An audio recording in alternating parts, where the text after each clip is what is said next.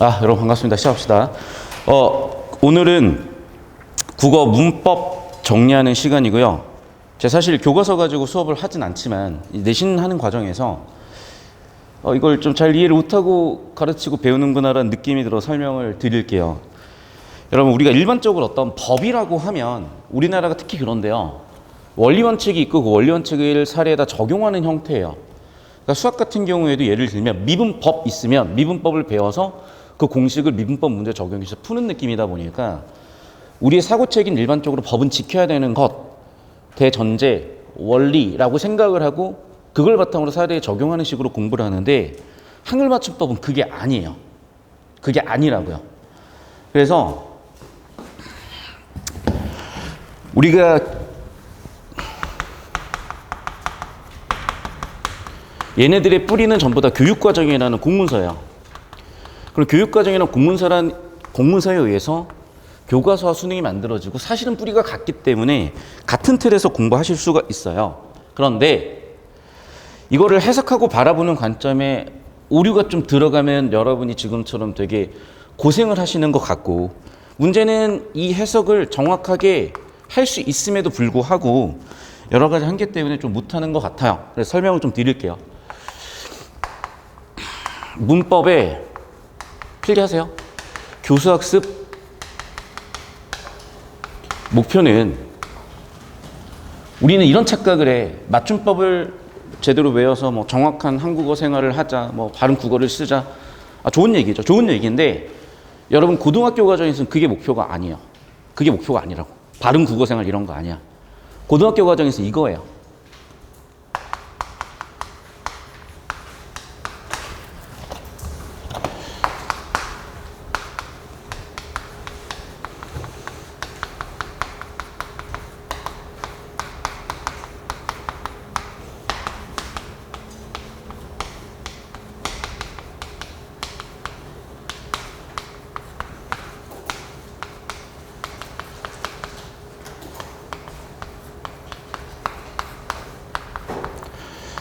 국어에서 논리라는 표현은 최대한 지양하는 표현이에요. 왜냐하면 이 논리라는 것을 얼핏 잘못 쓰면 논리학이나 철학에서 다루는 논리와 또 오해를 살 수 있기 때문에 엄밀하게 구분되는 개념도 있거든요. 국어에서는.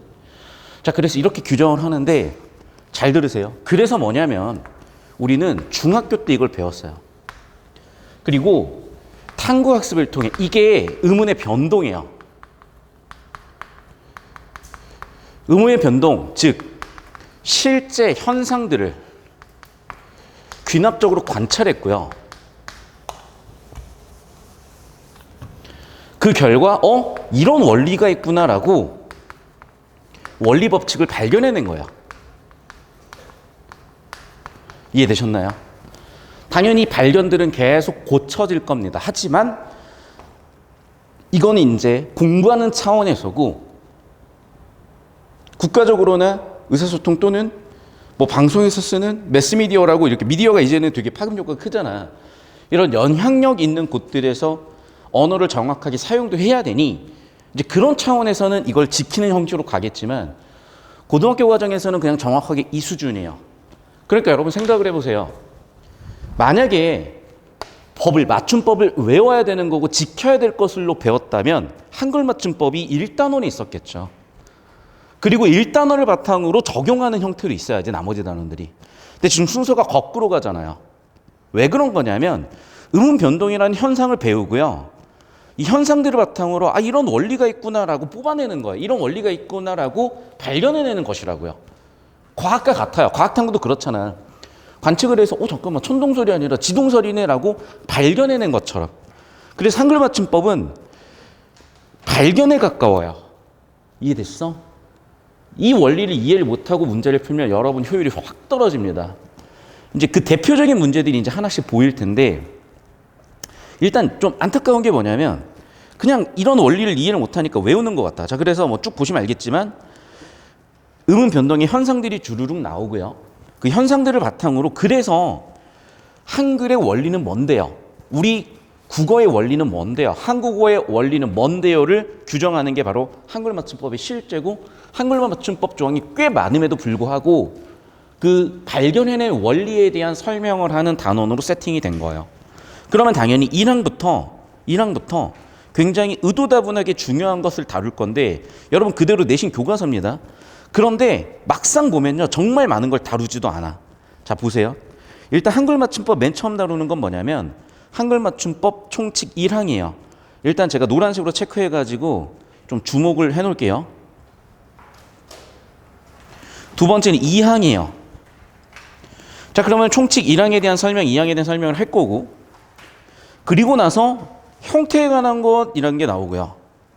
그리고 나서 쭉 넘어가서 보시면 알겠지만 소리에 관한 것이라고 해서 나와요. 이게 좀 아쉬운 건 뭐냐면 이 제목을 훨씬 좀 글씨 크기를 좀 키워놓거나 수학처럼 개념 위계 체계를 소단원, 중단원 구조를 명확하게 좀 분리를 해줬다면 여러분이 좀 더 쉽게 받아들이지 않았을까라는 좀 아쉬움은 있어요. 왜냐하면 지금 이거 이렇게 짜놔버리니까 여러분이 내용 간의 위계가 안 보이는 문제가 생겨버리거든요. 그리고 이제 세 번째는 띄어쓰기에 대한 거예요. 그러니까 잘 들어요, 여러분. 한글 맞춤법을 어떻게 보셔야 되냐면 이렇게 보셔야 되는 거예요. 대원칙이야, 첫 번째.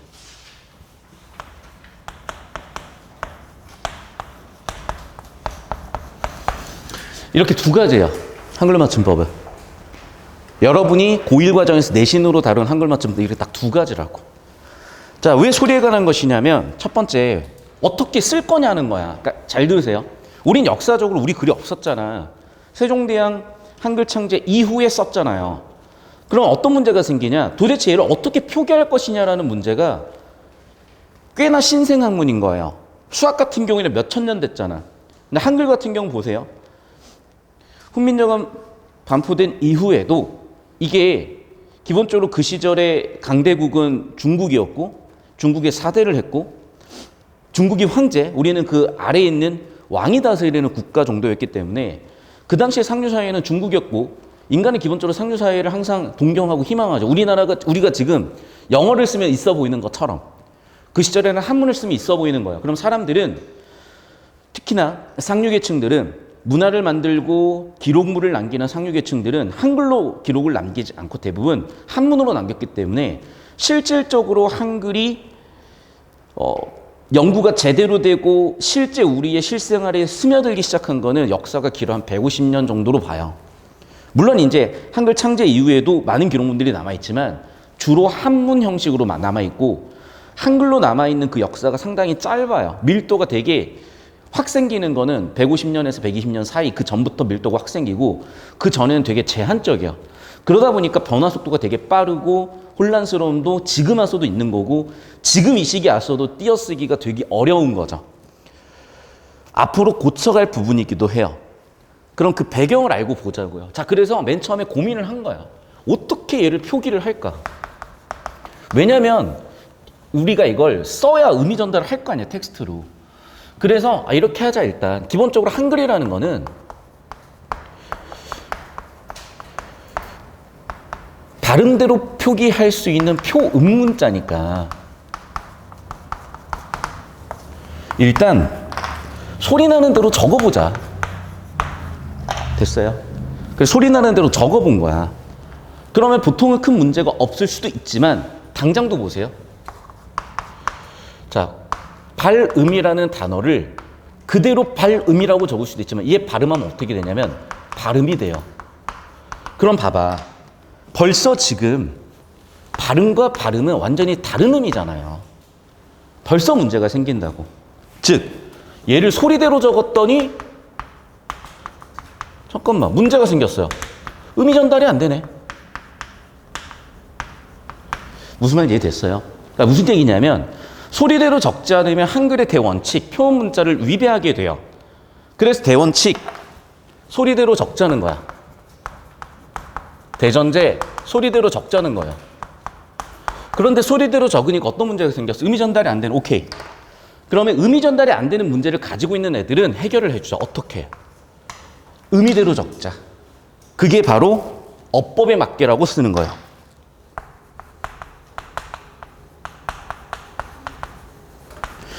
어법에 맞게. 그러면 문법이라는 건 여러분 배웠다시피 의문 차원, 형태소 차원, 단어 차원, 문장 차원에서 다 있는 거잖아. 그러면 의미를 갖는 최소 단위가 뭐예요? 형태소죠. 형태소 단위를 정확하게 밝혀줬겠다는 거야. 근데 형태소도 의존 형태소, 형식 형태소 등등등이 있으니 정확하게 이거는 여러분이 이렇게 기억하시면 좀 편할 거야.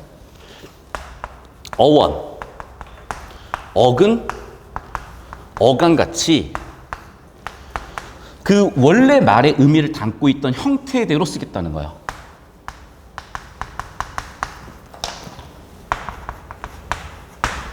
이해됐어요? 그래서 발음을 발음이라고 쓰면, 발음이라고 써버리면 바르다의 발음과 구분이 안 되기 때문에 이 조항 때문에 여기서는 둘 중에 뭘 쓸까요? 1번 쓸까요? 2번 쓸까요? 다시.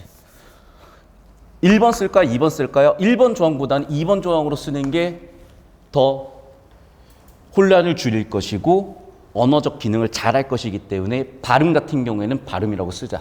이렇게 된 거예요. 이해됐어? 이 두 가지가 가장 핵심이야. 이 원칙으로 꽂아놓고 있어야 돼, 머리를. 지금 제가 설명한 방식이 뭐냐면 제가 지금도 뭐 형태소, 어간, 어근 이런 말들을 썼잖아. 이쪽으로 와보세요.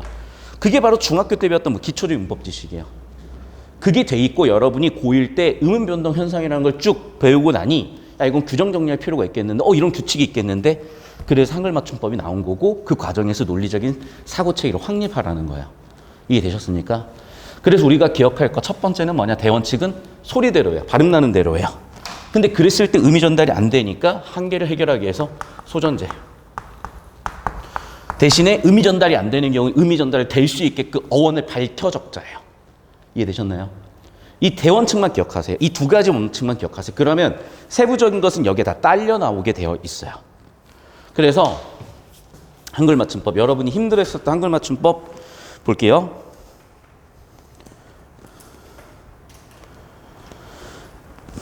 제 말 그대로야. 그러니까 제 말 그대로. 이제 이해가 될 거예요. 그래서 첫 번째, 소리대로 적되 어법에 맞도록 함. 말 그대로 발음대로 적는 거예요. 소리대로. 비가 오니 핀다 소리대로 적으면 되죠. 자, 근데 봐봐. 소리 나는 대로 단어의 형태를 적은 것이다. 이처럼 우리말을 적을 때는 소리대로 적는 게 대원칙 일반적이에요.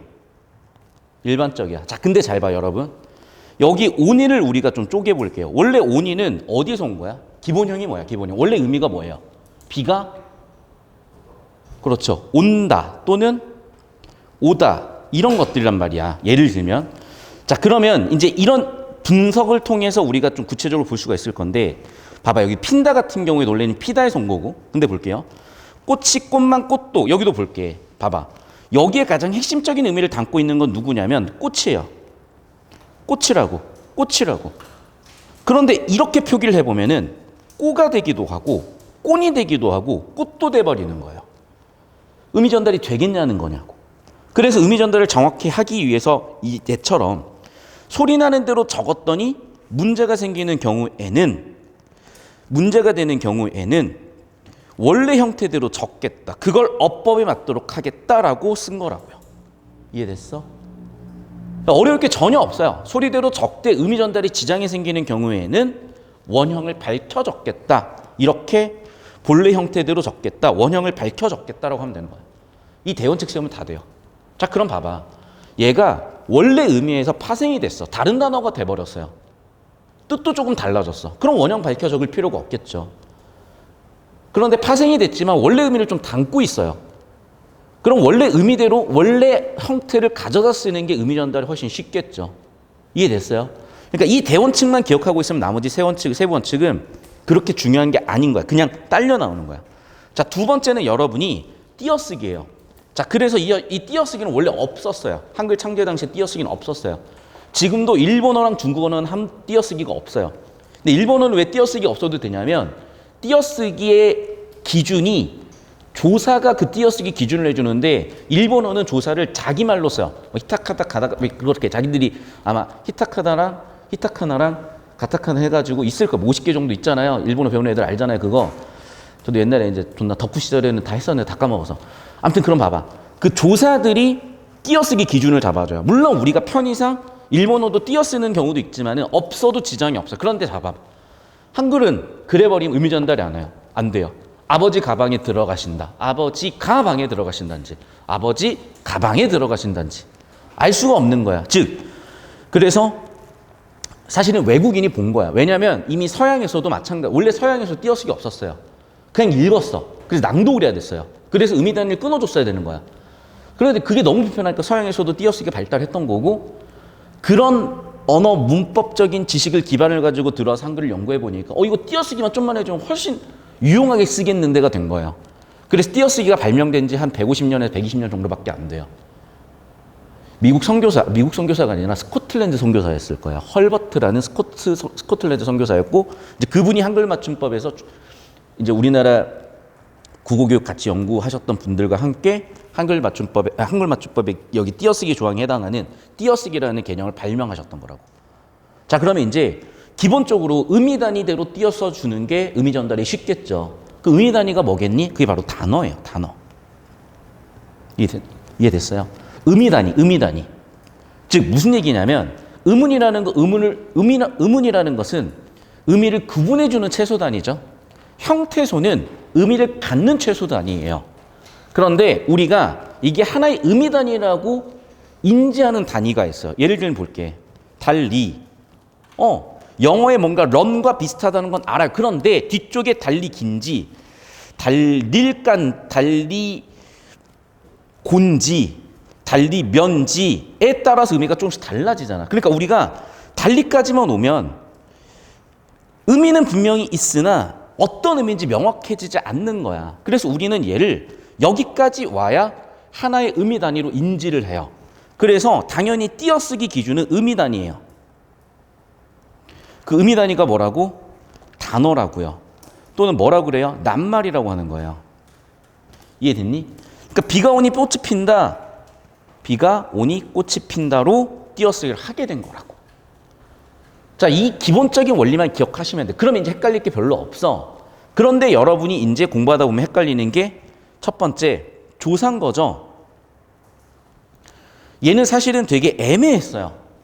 그런데 조사는 다른 언어들도 그렇고 특히 우리나라 언어에서도 앞말이 붙어서 뭔가의 기능을 하기 때문에 붙여주는 게 맞는 거야. 조사는 붙여줬어요. 됐죠? 끝났어요. 그럼 사실은. 그럼 나머지 다 띄어쓰는 거야. 당연히.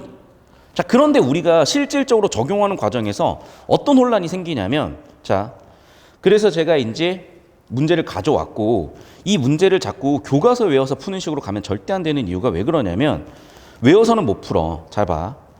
지금 이게 2021학년도 6월 평가에 출제됐고 이거 애들 다 터졌어요. 왜 그럴 수밖에 없냐면 풀어봤죠 방금? 이 만큼이라는 이 품사가 이 단어가 조사로 쓰일 수도 있지만 의존명사로도 쓰일 수 있는 거예요. 그럼 조사면 붙였어야 되고 의존명사면 띄었어야 되는데 잠깐만. 아니 이거는 어떻게 하라는 거지? 무슨 말인지 이해됐어요? 그래서 여기서 되게 중요한 인사이트를 줘요. 여러분께. 그게 뭐냐면 다시 한번 얘기할게요. 수능 문법 문제도 그렇고 문법 문제는 기초적인 문법 지식이 있으면 되고 우리가 논리적으로 사고를 하게끔 단서를 줘서 원리나 법칙을 발견한 이 문법의 사고 과정과 이 과정에서 길러지는 여러분의 능력을 배양하고 싶은 거지 뭐 외워서 적용 그렇게 단순한 게 아니라고. 다시. 그럼 여기서도 만큼을 외워서 풀어서 풀 수가 없다니까. 왜? 조사면서 의존명사니까. 그 이 문제는요 대부분의 사람들이 조사와 의존명사를 구분하는 문제로 이해를 했지만 아니에요. 문법 전반에 이해를 하라는 문제였던 거고 아까도 말씀드렸다시피 조사와 의존명사의 차이도 있는 거죠. 조사는 품사적으로 앞말에 붙어야 되기 때문에 앞말과 연결이 되기 때문에 앞말에 붙여 쓰는 거고 기본적으로 명사는 단어기 때문에 띄어 써야 돼요. 이게 기본인 거야. 자, 그러면 이제 하나 더. 그러면 얘네들을 도대체 어떻게 하라는 거지? 자, 그래서 힌트를 준 거예요. 출제한 사람들이. 자, 기억부터 볼게요. 봉사보다는 니은, 도울 뿐, 디귿, 너밖에, 리을, 때만큼. 써놓고 보니까 뭔가 좀 달라요. 한 놈만 달라요. 한 놈만. 그걸 찾아야 돼. 자, 봐. 지금 문법 전반을 이해를 한다 그랬었고 결국에는 얘네는 이 띄어쓰기라는 거는 의미 전달 때문에 온다 그랬잖아. 그러면 의미 구조를 분석해 봐야 되겠죠.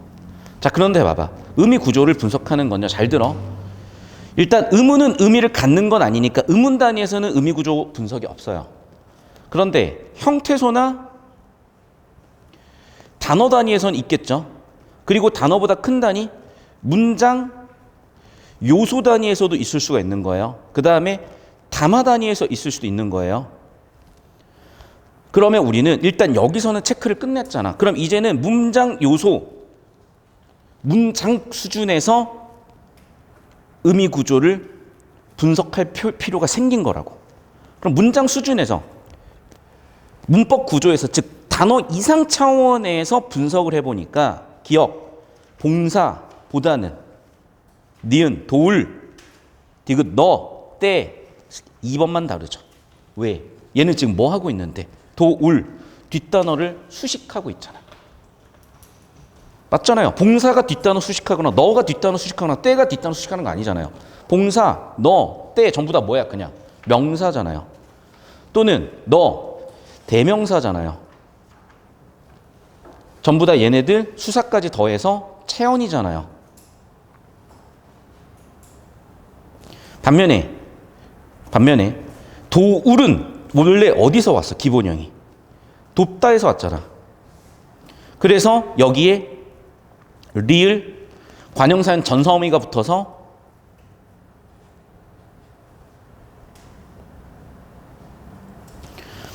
수식 구조를 갖게 된 거고 얘만 수식 구조네. 근데 봐.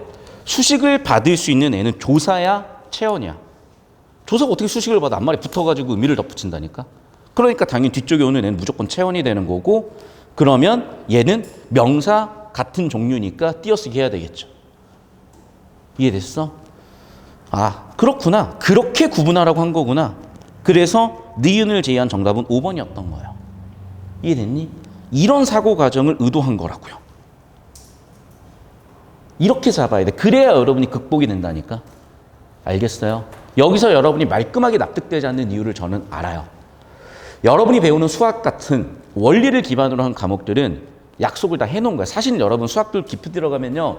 이견거리와 논란거리가 진짜 많아요. 그러니까 똑똑한 애들은 오히려 수학에서 힘들어하는 경우들이 있어. 미적분 같은 거나 극한 같은 거에서 절대 이해 못하는 애들이 있어요. 왜냐면 고등학교 단계에서는 그걸 논리적으로 설명을 못하거든. 논리적으로 설명이 가능한데도. 마찬가지예요. 국어도. 그러니까 다시 한 번 말씀드리지만 선생님 그러면 지금 봉사라는 게 뭐 기억, 디귿, 리을이라는 게 100% 얘가 붙여 쓰는 조사 맞아요? 100%예요? 잘 들어. 그건 100%라는 건 없어. 원래 과학도 100%라는 건 없어요. 여러분 되게 착각을 하고 있는 거고 여러분한테 잘못 가르친 거예요. 원래 과학도 100%는 없어요. 다만 고등학교, 대학교 과정까지는 100%라고 생각하고 배우는 것 뿐이에요. 그런데 국어라는 과목은 이제 전 과목을 다뤄줘야 되고 기본이 되는, 사고의 기본이 되는 과목이다 보니까 100%짜리 사고도 시키지만 이렇게 가장 확률 높은 사고를 선택하는 방법도 연습시키는 거예요. 그래서 정리하면 여기까지 온 거고 그럼 이제 정리가 됐을 거예요. 자, 아까 우리 이제 교과서 다시 한번 보면서 여러분이 힘들어하셨던 부분 첫 번째 한글 맞춤법 1항이요. 일단 소리 나는 대로 적었더니 꽃 같은 애들은 소리 나는 대로 적어버리면 의미 전달이 지장이 생기니 어원을 밝혀 적겠다. 첫 번째 원칙. 두 번째, 의미 전달을 명확하기 위해서 낱말 단위, 단어 단위는 띄어쓰고 조사는 앞말과 밀접한 관련이 있으니 붙여 써버리자가 된 거예요. 자, 여기서 이제 헷갈리는 거는 의존 명사이면서 조사인 애들이 있고 동시에 어미랑도 구분이 잘 안 되는 애들이 있어요. 어미랑 접사랑 또 헷갈리는 애들이 있어요.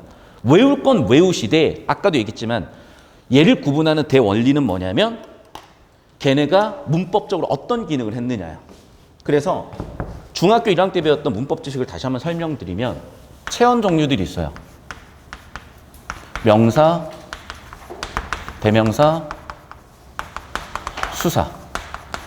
조사가 항상 그런 건 아닌데 일반적으로 조사는 이 뒤에 붙어요. 그런데 이 체언 앞에 체언을 수식하는 수식어들이 올 수가 있죠.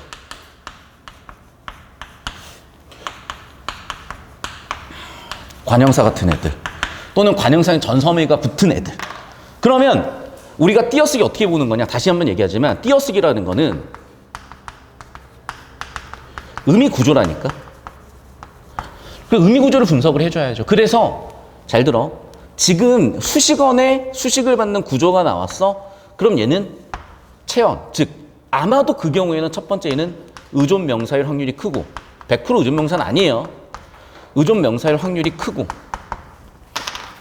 반면에 수식 구조가 아니라 체언에 붙어있는 구조로 구조 분석이 되면 뒤쪽에 오는 애는 조사일 확률이 크다고요. 세 번째, 얘는 사실 헷갈릴 문제는 아닌데 용언 같은 경우에 활용을 하니까 용언이라고 했고 용언이 될 수 있는 것들은 형용사와 그러니까 용영어는 형용사와 동사라고 배웠고 용언의 의미 구조는 어간 플러스 어미예요. 그런데 아시다시피 형태소 단위에서 이 어간은 어미도 자립해서 쓰일 수가 없는 둘 다 의존이야. 그래서 여러분이 얘가 세 번째 어간 어미의 어미인지 판단하려면은 당연히 얘가 용언인지 활용부터 해보시고 활용의 결과 얘 어간 뒤에 붙는 어미네라고 판단이 되시면 얘는 어미였구나라고 판단을 해주시면 되는 거예요. 그래서 다시 한번 띄어쓰기는 언제만 한다? 의존명사일 때만 하는 거고 앞에 수식 구조가 있으면 의존명사예요. 거의 대부분. 수식 구조가 있는지 없는지 보시고 수식 구조 없이 붙어있다 조사거나 또는 활용을 해보니까 활용이 되더라. 그러면 어미거나 이렇게 세 가지로 될 거예요. 그래서 여러분이 이번 주 수요일 날 저한테 수업 듣고 문제 풀고 그러니까 저랑 문제 풀고 오답 정리하는 과정에서 제일 질문 많이 들어왔던 게 띄어쓰기 문제고 이 대원칙을 가지고 다시 한번 리뷰를 해보세요. 그러면 아마 큰 틀이 잡힐 거고 방금 제가 설명드린 내용 가지고 이 교과서 정독해 보세요. 그러면 헷갈릴 일이 없어요. 됐죠?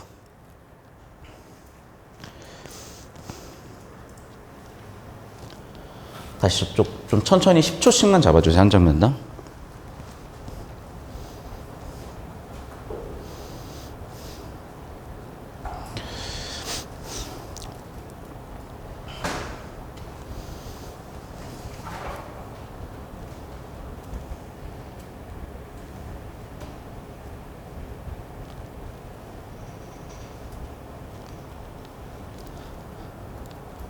그리고 저한테 오실까요, 이제? 자, 그리고 여러분 교과서를 보시면 사이소리 현상이 있는데 여기다 사이소리 현상을 넣으면 여러분 좀 헷갈릴 것 같아서 문제 하나 풀고 올게요. 그래서 아까 풀어보라고 말씀드렸었던 3페이지 이 문제는 진짜 국어 강사들도 헤매가지고 여러분이 지금 전국에서 제일 정확히 알고 있는 100명 중에 들어갑니다. 그리고 24페이지 보세요.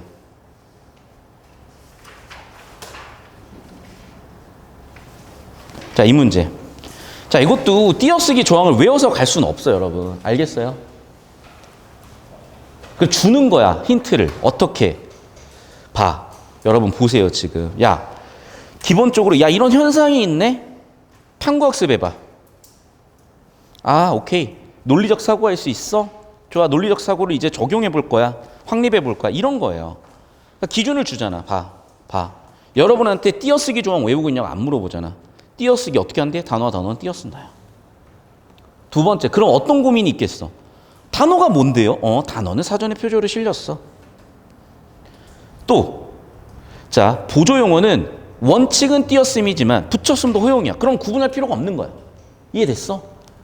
보조용어는 붙였을 수도 있고 띄었을 수도 있는 거야. 자, 근데 보세요. 아가 아소로 바꿔 쓰이면은 본용어는 두 개인 거고 그렇지 않으면 원래 한 단어였거나 본용어는 플러스 보조용어는 구조인 거야. 그럼 봐, 여러분. 자, 용어는 하나, 용어는 품사 하나잖아. 그러니까 얘는 결국 단어 하나인 거야. 얘도 결국 단어 하나인 거야. 이해됐어요? 그러니까 당연히 둘은 띄었어야지. 그런데 본용어의 보조용어는 붙였을 수도 있다며. 붙였음도 가능하고요. 또 한 단어는 당연히 붙였어야 되는 거지. 결국 무슨 얘기예요? 이 문제는 아를 아소로 바꿔 쓸 수 있는지 없는지야. 바꿔 쓸 수 있으면 무조건 띄어쓰기고요. 바꿔 쓸 수 없으면 얘 또는 얘니까 붙여 써도 되는 거야. 그런데 원래는 이걸 적용하는 문제를 내려고 했을 거예요. 그러면 또 너무 어려워질까 봐 순서 대송 문제로 간 거야. 친절하게 다 정리해놨어요. 봐. 생각할 필요도 없어. 그냥 순서대로 가. 잘 봐. 이게 논리사고야. 잘 들어. 원래 이 순서도는요, 알고리즘이라고 원래 코딩에 들어가 있었던 거야. 근데 요즘은 잘 안 쓰는 것 같아요. 근데 잘 모르겠어요. 이쪽은 전공이 아니라서. 그런데 옛날에 코딩 교육, 옛날에도 있었어요. 옛날 코딩 교육이 순서도 그리는 게 코딩 교육이었어요. 순서도야. 논리책이야. 왜냐면 컴퓨터는 논리책으로만 사고할 수가 있거든. 자, 그럼 봐. 사전에 표제로 실렸나요? 예. 여러분, 사전에 표제로 실리면 한 단어잖아. 이해됐어요? 기억은 그러니까 뭐야? 한 단어인 거예요. 맞죠? 맞잖아. 단어는 사전에 표제로 실린다. 네. 아, 기억은 한 단어구나. 그럼 당연히 띄어쓰기는 안 쓰겠니? 당연히 붙여 써야죠. 기억은 붙여 쓰는 거예요. 자, 두 번째, 니은 볼게요. 바다가다. 아니, 니은 볼 필요가 없어. 그 아래로 갈게, 아래로. 자, 계속해서 이제 첫 번째, 표제로 실렸나요? 예. 자, 두 번째 가볼게요. 두 번째, 안 실렸대. 봐봐, 사전에 표제로 실리지 않았다는 것은 한 단어가 아닌 거야. 단어가 아닌 거야. 뭐 두 단어거나 그렇겠죠. 자, 근데 봐, 아를 아소로 바꿔 쓸 수가 있나요? 봐, 아를 아소로 바꿔 쓸 수 있으면 본용언 플러스 본용언 구조래요. 예. 그럼 얘는 본용언 플러스 본용언 구조니까 단어 플러스 단어 구조인 거죠. 두 단어인 거죠. 두 단어니까 당연히 띄었어야 되겠죠. 그러니까 바다가다는 띄었었어야 되는 거네. 맞죠? 마지막 디귿은요. 아니오래. 자, 바꿔 쓸 수 없으면 한 단어거나 본용언 플러스 보조용언 구조래요. 그러면 한 단어 붙였어야죠. 본용언 플러스 보조용언 띄었을 수도 있지만은 이거나라는 건 얘도 될 수도 있고 얘도 될 수 있는 가능성이 있으니까 붙여 써버리면 문제가 없잖아. 어차피 맞춤법이 틀린 건 아니잖아. 붙여 써버리면. 붙였을 수도 있고 띄었을 수도 있으면. 그럼 얘는 그냥 붙여버리면 되는 거지. 또는 둘 다 가능이지. 그래서 첫 번째는 붙여 쓰고 두 번째는 띄어 쓰고 둘 다 가능이고 정답 1번 끝이네. 이해됐어? 이런 사고력을 가지고 있느냐를 묻는 거라고요. 문법에서는.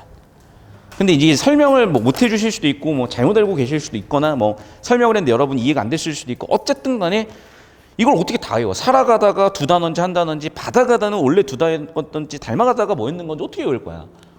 여러분 그럼 사전 다 외워야 돼요. 현실적으로 불가능해. 그래서 이렇게 원리 원칙을 배웠으면 이렇게 논리적으로 적용하고 사고하는 방법을 배우는 그런 거라고요. 그리고 이런 사고방식은 수학 같은 데서 영어 같은 데서 되게 유용하고 제가 이제 유튜브를 본격적으로 시작하고 있기 때문에 이제 너무 기대하지 마시고 그냥 아무 얘기나 하는 그런 유튜브를 찍고 있으니까 그런 데서 여러분이 다른 과목들에 대한 이런 사고하는 방식들을 적용하는 그런 것도 배워보시면 도움이 될 것 같습니다. 됐죠? 자, 여기까지 해서 크게 두 개가 끝났어요. 첫 번째 띄어쓰기, 두 번째 한글 맞춤법 조항의 일반적인 내용들. 자, 그럼 이제 세 번째 여러분이 제일 힘들어하는 것 중에 하나가 뭐냐면 사이소리 현상인데 교과서 수준을 볼게요. 지금 일단 내신 대비가 초점이니까. 하나 더 수능 대비하는 학생들도 진짜 이거는 이것보다 훨씬 덜 다루는 게 수능이에요. 그러니까 정확하게 배우세요. 여기서. 자, 다시 한번 얘기하지만 여러분 일반적으로 많이 쓰는 교과서 154페이지 1항에 대한 설명 끝났습니다. 읽어보시면 되고요. 2항에 대한 설명도 끝났어. 읽어보시면 됩니다. 자, 이제 형태에 관한 것이야. 형태는 아까도 얘기했지만 문법적인 의미 단위라고 생각하시면 될 것 같고 중요한 키워드는 문법이고요. 단어의 형태에 대한 거 말 그대로.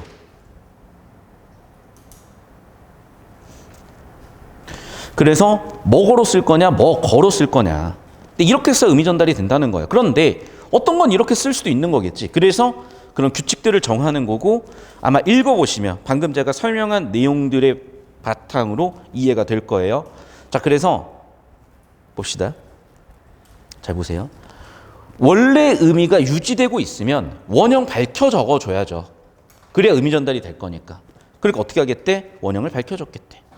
근데 멀어졌다면 소리대로 적어도 의미 전달이 지장이 없으니까 소리대로 적는 거죠.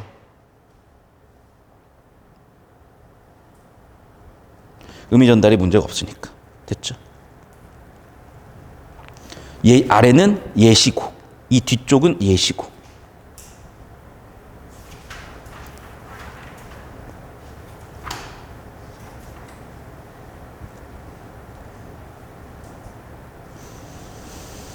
그러니까 한글 맞춤법 조항은 이런 결과에 따라서 규정이 된 거죠. 어떻게?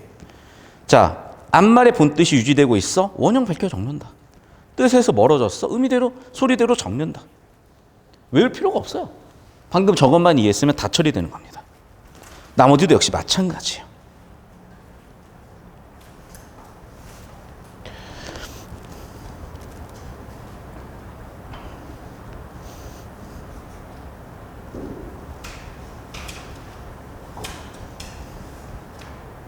그래서 일반적으로는 잘 봐. 이나 음이 붙은 경우 명사로 되거나 이나 희가 붙어서 부사로 된 것.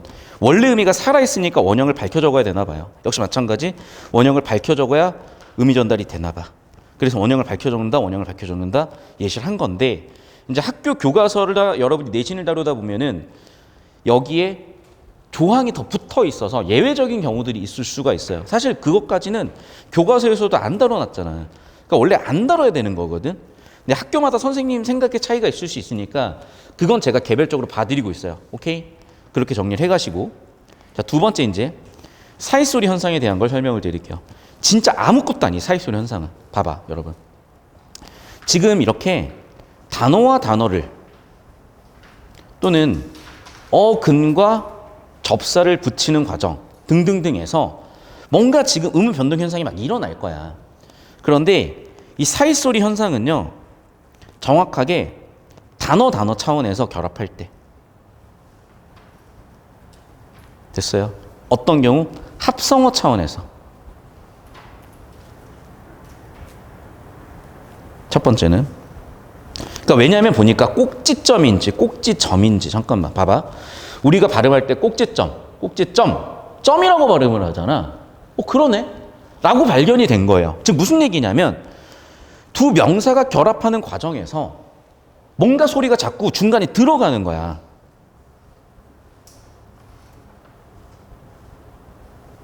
이해됐어? 꼭지점.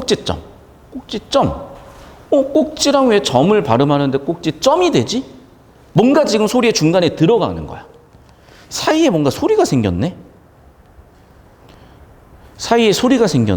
이거 어떻게 해야 되지라고 고민을 한 거야. 그래서 잘 들어. 첫 번째. 우리나라 말의 합성어를 분석을 해보니까 크게 두 가지로 분석이 됐어요. 첫 번째, 이거야. 한자어로 되어 있냐? 아니면 우리말, 고유어로 되어 있냐? 이게 왜 중요하냐면은, 여러분, 한자어는요, 형태대로 써야 돼요. 왜? 얘는 표의 문자잖아. 표음이 아니에요. 얘는 그래서 소리대로 적을 수가 없어. 얘를 소리대로 적어버리면 의미 전달이 안 되는 거야. 다시 한번.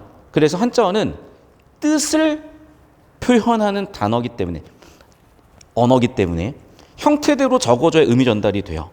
소리대로 적으면 의미 전달이 안 된다고. 이해됐어? 그러니까 사이소리 현상에 사이소리가 나더라도 표기에 있어서 한자어는 쓸 필요가 없는 거야. 왜? 써버리면 의미 전달이 안 되니까. 무슨 말 이해됐어요? 다시 한번 말씀드릴게. 한자어를 가지고 사이소리를 써버리면, 사이소리가 나더라도 사이숏을 써버리면 혼란이 온다고. 무슨 얘기인지 칠판에 쓸게. 영상 잠깐 끊었다 갈게요. 자, 봐봐 여러분. 사이소리 현상은 말 그대로 사이에 소리가 나는 현상이에요. 그럼 뭐 사이에 소리가 나는 거냐면,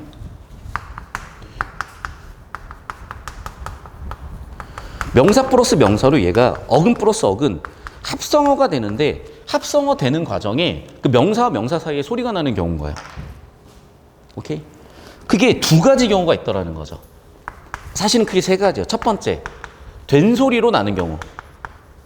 두 번째, 니은이 첨가되는 경우. 세 번째, 니은이 첨가되는 경우.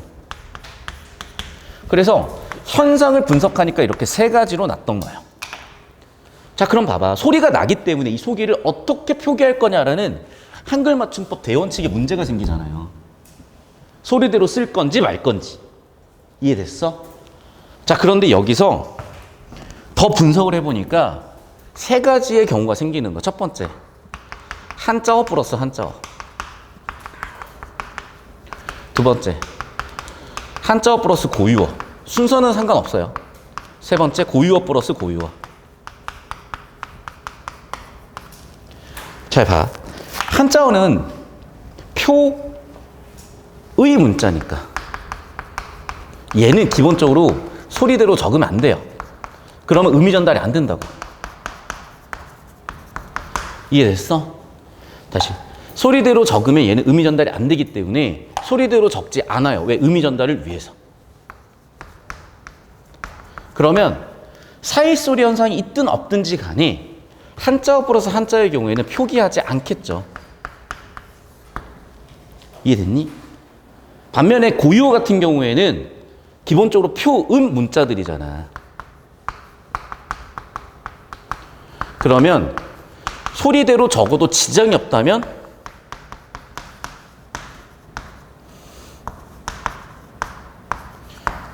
표기하는 게 낫겠죠. 이해됐어? 그냥 이거야 그냥. 그 정리하면 뭐예요? 명사 플러스 명사일 때 한자어끼리 붙는 경우가 아닐 때 사이의 소리가 나면 그 된 소리로 첨가로 나면 사이의 소리를 적어주겠다. 그걸 어떻게 표기를 할까? 라고 정해야 될 거 아니야. 그렇다고 보세요. 된 소리로 적어버리자니 또 의미 전달이 지장이 생기겠지. 니은 니은 첨가를 하자니 또 의미 전달이 지장이 생기겠지. 그러니까 표기는 해주긴 해줘야 되는데 된 소리로 표기하거나 니은 첨가나 니은 니은 첨가로 하면 또 어떤 문제가 생기냐? 의미 전달에 지장이 가요. 얘를 그대로 표기해버리면. 그래서 어떻게 표기하기로 한 거야? 새로 정한 거예요. 오케이. 사이시옷을 써줘서 사이시옷을 써줘서 여기에 사이의 소리가 났으면 표기를 하자. 이렇게 합의한 거라고. 이해됐니? 그럼 봐. 이 사고 과정이 다분히 논리적이고 다분히 알고리즘적이에요. 순서도적이라고. 그래서 수능 문제 어떤 게 나타나는 거냐면 일단 여기 사진 여기 계속 잡아주세요. 시장에 애들 프린터 나눠줬지. 그래서 여러분 제가 지금 프린트 나눠준 게 이제 이건 거야. 아마 이 문제는 여러분이 좀 풀어봤을 건데 5페이지라고 되어 있고 11번 문제 보면은 사이시오 표기 조건과 관련한 학습활동제 1부이다 이게 있잖아요. 자 이거 지금 풀어보고 같이 설명해 드릴게요. 지금 풀어보는 시간 가집시다. 잠깐 끊었다 갑시다. 자 이게 사이스토리 현상과 사이시오 표기는 조금 개념이 달라요. 그래서 여러분이 1학기 중간고사 때는 사이소리 현상에 대해서 배웠고 이제 그 현상을 어떻게 표기할 것인가를 배우는 사이소리 표기에 관한 거고요. 그런데 사이소리 현상 자체도 깊이 들어가면 내용이 되게 많아요. 그래서 이미 끝난 시험 범위를 너무 자세히 다루는 거는 이 시점이 좀 별로라서 정확하게 표기만 집중해서 좀 설명을 드릴 건데 이 문제가 그거를 다 담고 있어 정확히 기억을 하시고 여러분 학교 교과서에 따라서는 이 문제를 조금 이 순서들을 조금 변형해서 실어놓은 문제나 아니면 여러분 학교 프린트 나눠주신 거 보니까 학교 선생님께서 이걸 그대로 나눠준 경우도 있고 이걸 변형한 참고서를 복사해서 나눠주신 경우도 있더라고요. 그래서 이걸 보는 게 제일 좋을 것 같습니다. 자 먼저 보시면 알겠지만 여러분 이렇게 봐봐. 구분을 해야지. 그 지금 세 가지로 크게 구분을 해놓은 거야. 첫 번째 지금 이렇게 있다는 거 얘네가 전부 다 뭐라는 뜻이겠어요? 한자어라는 뜻이겠죠. 자, 두 번째 보세요. 반면에 한자어 없이 이렇게 쓰인 애들은 뭐겠어요, 당연히? 고유어란 얘기겠죠. 이 정도 추론은 해야지. 근데 여기서 한 애만 좀 특이해. 얘가 특이해, 걔. 옆에 뭐가 있어. 그럼 뭐겠어요, 얘는? 뭔가 다르다는 얘기잖아요. 그러니까 뭔가 뒤에 붙어 있다는 얘기니까 얘는 혼자 못 쓰인다? 그래서 최소한 의존 형태소구나. 그리고 합성하는 과정에 쓰이는 뭐 단어 형성하는 과정에 쓰이는 거니까 얘는 접사 같은 거겠구나 라고 우리가 생각을 해볼 수가 있겠죠. 이해됐니? 그래서 맨 처음에 사이소리를 표기하는 조건 첫 번째 일단 합성어냐를 따졌어요. 아니래요. 그럼 봐봐. 합성어가 아니네. 접사 붙은 개살구겠지. 이해됐어요? 그럼 1단계에서 아웃되는 애는 당연히 개살구인 거야. 사이소리를 쓸 필요가 없는 거지. 합성어가 아니고 1단계 아웃이니까. 어떤 느낌인지 알겠어요? 전혀 어려울 게 없다고 여러분. 그러니까 이런 걸 어려워해버리면 상당히 인생 살기가 버겁고 난해해질 수가 있어요. 물론 이제 한계가 있는 사람도 있겠지. 사람마다 다 다르기 때문에. 어쨌든 우리가 고3 과정에서 최대한 공부하시고 해보시는 데까지 해보자고요. 두 번째, 자 나머지는 전부 다 합성어들이래. 그럼 이제 살아남은 합성어들인데 보니까 자 고유어, 고유어, 고유어 한자어, 한자어, 고유어. 즉 한자어 플러스 한자어를 털어내려는 거죠. 그럼 한자어 플러스 한자어는 총무과잖아. 그래서 총무과는 사이쇼 표기하지 않으므로 2단계에서 아웃되겠죠. 총무과는 그래서 2단계에서 아웃이에요. 되셨나요? 그리고 왜 한자어를 아웃시키는지는 다시 한번 설명드리지만 한자어 플러스 한자어는 기본적으로 한자어들은 뭐라고? 사이시옷을 표기하지 않는데 이유는 얘네는 표의 문자니까 뜻이 달라져 버려요. 혹은 의미 전달이 지장이 생겨요. 그래서 표기하지 않고 원래대로 쓰겠다는 거야. 다만 여러분이 아마 외웠을 거예요. 예외로, 단 예외로 횟수, 퇴관, 곳간 이렇게 6가지는 표기한다라고 여러분이 따로 외웠을 거고 이걸 또 강조하는 학교가 있고 별로 강조하지 않는 학교들이 있는데 강조하는 학교만 외우시면 되고 강조하지 않는 학교는 그런 거 없다. 혹시 넘어가시면 크게 문제 없을 겁니다. 됐죠? 계속해서 이제 자 그럼 이제 사이시옷을 써주는 경우인데 자 여기 3가지는 음은 변동이에요.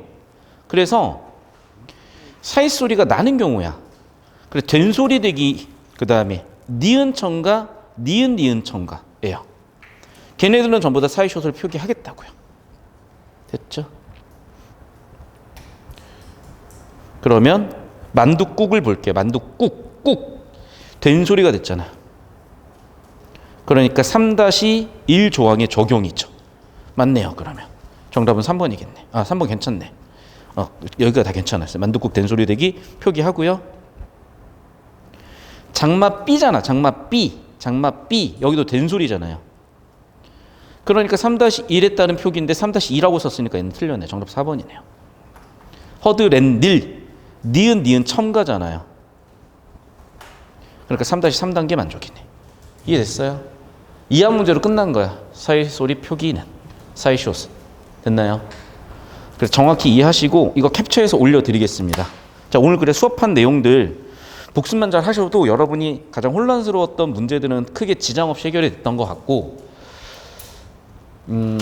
지금 이제 문학 들어간 학교도 있고 뭐 비문학 들어간 학교도 있고 6월 모의고사가 들어간 학교도 있고 되게 다양한데 일단 그건 개별적인 차이나 학교별 차이기 때문에 또 수업 시간에 제가 한 명씩 또 봐드릴 테니까 그렇게 잘 활용들 해보시고 일단 오늘 수업 영상은 여기까지 끊고요. 공지를 좀 할게요.